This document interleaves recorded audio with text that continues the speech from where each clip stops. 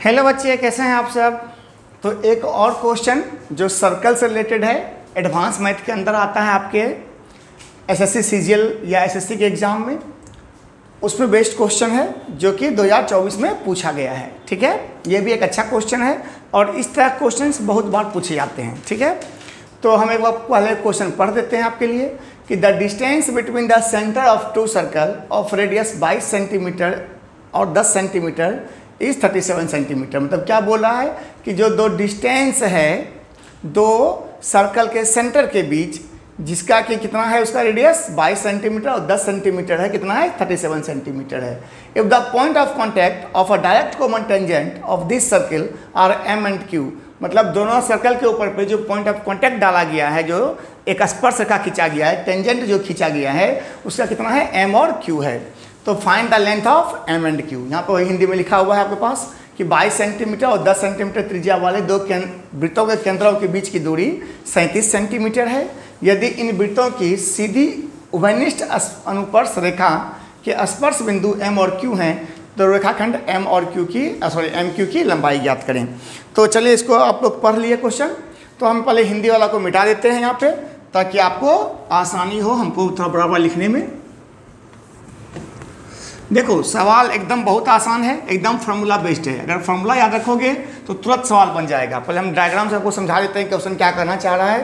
Question कहना चाह रहा है कि अगर मान लीजिए कि दो सर्कल है जिसका कि रेडियस है, एक का है 22 सेंटीमीटर और एक का है 10 सेंटीमीटर, उसका जो बीच का जो डिस्टेंस है, उसके जो बीच का डिस्टेंस है,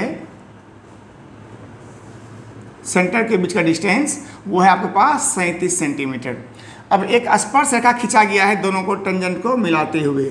ठीक है, दोनों टेंजेंट को मिलाते हुए एक क्या किया है, दोनों को मिलाते हुए एक स्पर्श रेखा, एक टेंजेंट खींच दिया गया।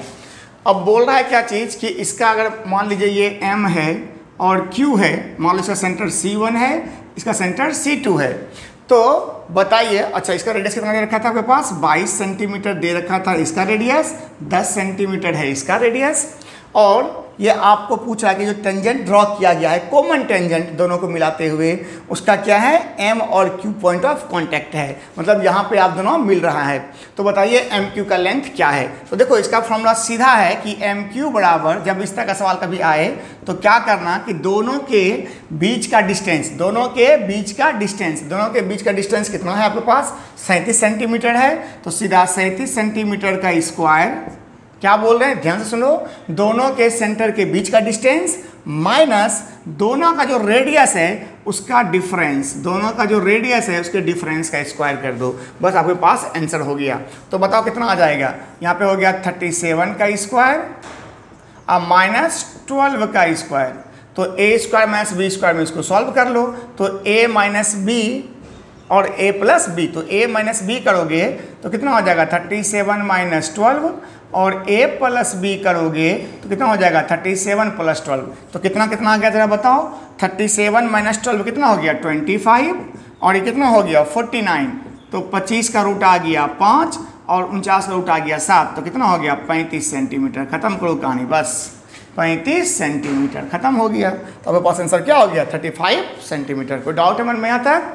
तो इस तरह का सवाल बहुत बार पूछा गया है क्वेश्चन में, एग्जाम में। आप इसको समझ लीजिए, फिर से एक बार देख लीजिए क्या बता है कि कभी भी सवाल ऐसा पूछे कि उसका कॉमन टेंजेंट जो है, जो दूर दूर रखा हुआ है दो सर्किल, उसका कॉमन टेंजेंट क्या होगा, तो उसके सेंटर के बीच का डिस्टेंस का स्क्वायर और माइनस उसका जो रेडियस है उसके डिफरेंस का स्क्वायर लेके उसका रूट कर देना। ठीक है, तो उसके बाद आपके पास आंसर आ जाएगा। कोई डाउट मन में? चलिए, अब हम लोग बात करेंगे नेक्स्ट क्वेश्चन के ऊपर।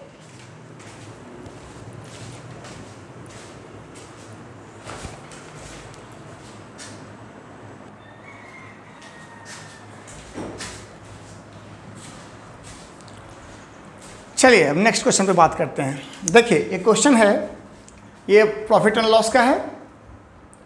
Madhav purchase an item for ₹42,000 and sold it at a loss of 20%. With that amount, he purchased another item and sold it at a gain of 30%. What is the overall gain in rupees?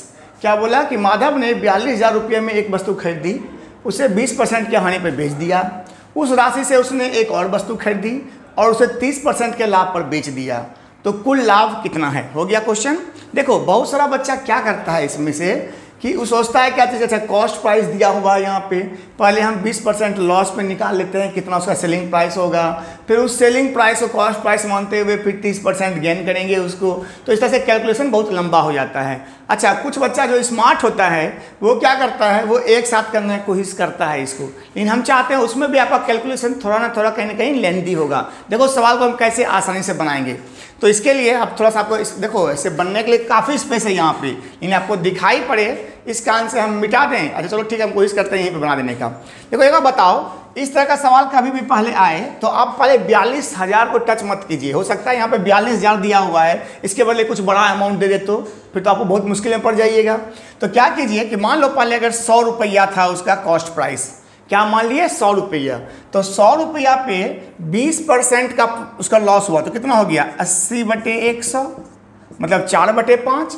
और उसके बाद another पे उसको फिर जो amount मिला उससे वो 30% का गेन किया, इसका मतलब कितना हो गया 130/100। समझे बात क्या बोले कि मान लो 100 रुपया में ही खरीदा होता तो 20% का नुकसान हुआ, मतलब कितना में बेचा 80/100 में बेचा, जो अमाउंट मिला उस पर वो 30% का फिर से बेनिफिट उठाया, कितना हो गया 130/100, 100 से 100 खत्म, 0 0 0 0 कैंसिल, कितना आ गया 104। मतलब 100 रुपया को कितना में बेचा, वो 4 रुपया लाभ लेके बेचा, मतलब 4% उसका निकाल दो, तो किसका निकाल देंगे 4%, तो 42,000 का 4% निकाल दो, खत्म करो कहानी, कितना हो जाएगा 80 और 16 कितना हो गया 1680 रुपया, खत्म कहानी, बस कोई कैलकुलेशन करने की जरूरत नहीं है। अब इस चीज़ को आप मुंह भी कर सकते थे, कैसे, जैसे मान लो कि 80% हुआ यहाँ पर, सॉरी 80% हुआ यहाँ पे, तो 80 और यहाँ पे कितना आया 130, तो 13 चलोतल से 104 रुपया हो गया, तो 4% कितना होगा इसका निकाल दो फटाक से, कितना किसका 42,000 का, कितना आ गया 1680 रुपया। तो बहुत आसान सवाल था, लेकिन आप कैसे टैकल करते हैं इस पर डिपेंड करता है, समझ में आया। देखो यहाँ पे 100 रुपया में उसको 104 रुपया मिला, इसका मतलब है कि 4% का उसको गेन हुआ, तो ओवरऑल 4% का गेन हुआ, तो 42,000 का 4% निकाल दो, खत्म करो कहानी को, बस ठीक है। तो हम लोग क्या करेंगे इसके बाद से कि प्रत्येक टॉपिक वाइज से आपको हम क्वेश्चन बताया करेंगे। इससे मान लो कि 4-5 क्वेश्चन का सेट प्रॉफिट लॉस जो पूछा गया होगा उसको बता देंगे, इस तरह से टाइम स्पीड डिस्टेंस का जो क्वेश्चन होगा उसको बता दिया करेंगे ताकि आपको और आसानी रहे, ठीक है। चलिए नेक्स्ट क्वेश्चन पे बात करते हैं।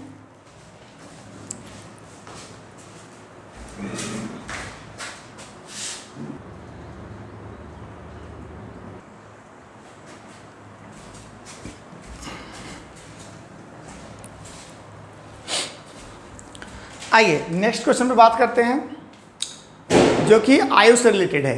ये क्वेश्चन एज पे रिलेटेड क्वेश्चन है, ठीक है, जो एसएससी सीजन में ही पूछा है। क्वेश्चन क्या कर रहा है कि 7 years ago Prachi was 4 times as old as her daughter was at that time. मतलब क्या हो गया कि 7 वर्ष पूर्व प्राची की आयु उस समय उसके पुत्री की आयु की 4 गुनी थी।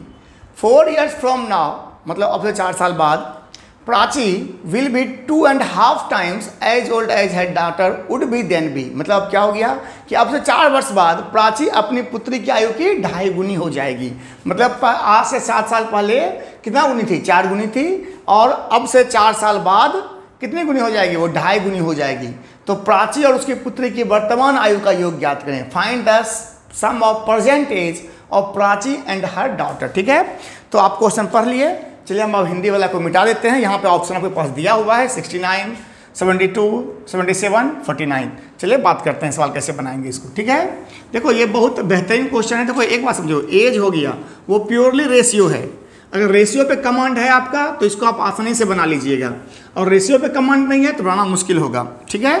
तो हम यहाँ पे एक काम करते हैं कि ऑप्शन जो था इसको हम दोबारा से यहाँ बगल में आपके लिख देते हैं ताकि आपके पास दिमाग में रहे क्या क्या था।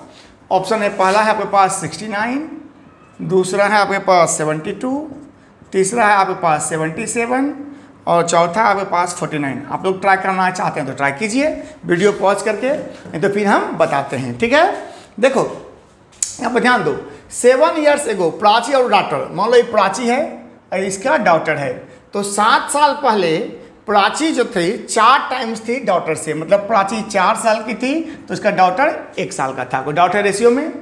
कब का घटना है भाई? ये है 7 साल पहले का घटना, ये है 7 ईयर बिफोर, मतलब माइनस 7 साल पहले चले जाओ। अब 4 ईयर फ्रॉम नाउ, मतलब अब से 4 साल बाद, प्राची विल बी 2.5 टाइम्स।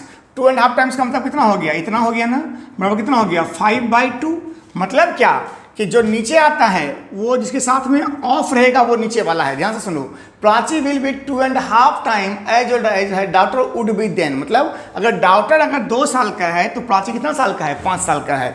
ठीक है, तो ये 4 साल बाद जो है ये रेशियो कितना हो गया बताओ? 4 साल बाद ये रेशियो हो गया 5:2 का। जो पहले 4:1 का था ये अब 5:2 का हो गया। तो यहाँ पे एक चीज ध्यान देने वाली बात है कि क्या दोनों का रेशियो बराबर से बढ़ा है? हाँ कि नहीं बताओ? 4 पहले था तो ये 5 हो गया, ये 1 था तो 2 हो गया, तो 1-1 का अंतर आया ना। तो ये 1-1 का अंतर क्यों आया? क्योंकि उसका उम्र जो है कितना साल से भाग गया? 7 साल पहले और 4 साल बाद में कितना का अंतर हो गया? ध्यान सुनो, अभी से 7 साल पहले और 4 साल बाद में कितना का अंतर हो गया? 11 साल का अंतर हो गया। तो अब क्या लिखिएगा कि 1 रेशियो किसको रिप्रेजेंट करता है? 11 को रिप्रेजेंट करता है। ठीक है, तो अब किसी को भी आप निकाल लो, जैसे आप चाहो तो इसका निकाल सकते हो 7 साल पहले, या चाहो तो आप 4 साल बाद का निकाल सकते हो, जो मर्जी करे। तो अगर यहाँ 1 बराबर 11 के है तो तुम्हें बताओ कि अगर मान लो हम 7 साल पहले का निकालते हैं तो 4 और 1 5 बराबर, क्योंकि योग पूछ रहा है ना भाई, यहाँ पे सम पूछ रहा है तो प्रेजेंट डेट का पूछ रहा है। पर ध्यान देना, हम अभी कब का निकाल रहे हैं? 7 साल पहले का निकाल रहे हैं। तो 1 बराबर 11 के, तो 5 बराबर कितना हो जाएगा? 55 के हो जाएगा। अच्छा, क्या आंसर 55 हो जाएगा? नहीं, ध्यान सुनो, अभी क्या होगा कि 55 साल तो 7 साल पहले था ना दोनों का एज, तो अभी कितना हो जाएगा? 55 अब प्लस प्राची का एज भी 7 साल से बढ़ा होगा और इसका भी 7 साल से बढ़ा होगा, तो 14 साल इसमें ऐड कर दो। 7 7 14 कितना हो गया? 69। खत्म करो कहानी। ठीक है, अच्छा अगर आप चाहो तो इससे भी बना सकते हो। ध्यान से देखो, क्या किए कि 1 बराबर 11 के, तो 5 + 2 7 बराबर कितना हो जाएगा? 77। ठीक है, लेकिन ये कब का घटना है? तो 4 साल बाद होगा ना ऐसा, तो इसमें 4 दूनी 8 साल क्या कर देंगे? माइनस कर देंगे, तो भी कितना हो गया? 69। तो दोनों हाल में बन जाएगा सवाल। तो समझिए, देखिए क्वेश्चन इतना लेंथी था, अब बनाना कितना आसान है। अगर आपको आएगा तो आप फटाक से बना लीजिएगा इस मेथड से। ठीक है, चलिए तो अब हम इस वीडियो को यहीं पे कंक्लूड करते हैं। ठीक है, फिर नेक्स्ट वीडियो में बात करेंगे। ठीक है, तब तक पढ़ाई करते रहिए, लाइक सब्सक्राइब और शेयर करते रहिए, अधिक से अधिक बच्चे तक पहुंचाइए। और ऐसा नहीं है, देखो हम यहाँ पे लिखते हैं CGL, लेकिन ऐसा नहीं कि CGL के लिए ही है। इस तरह क्वेश्चंस हर एग्जाम में पूछता है, इवन कि GD तक में पूछता है, SSC GD में, रेलवे में। ठीक है, तो हम कोशिश अब करेंगे कि अगला बार से जो वीडियो बनाएं तो हम अब टॉपिक वाइज बनाया करें, हर एक टॉपिक से 4-5 क्वेश्चन ले लेके वीडियो बनाया करें हम। ठीक है, तब तक पढ़ाई करते रहिए, मिलते हैं नेक्स्ट वीडियो में।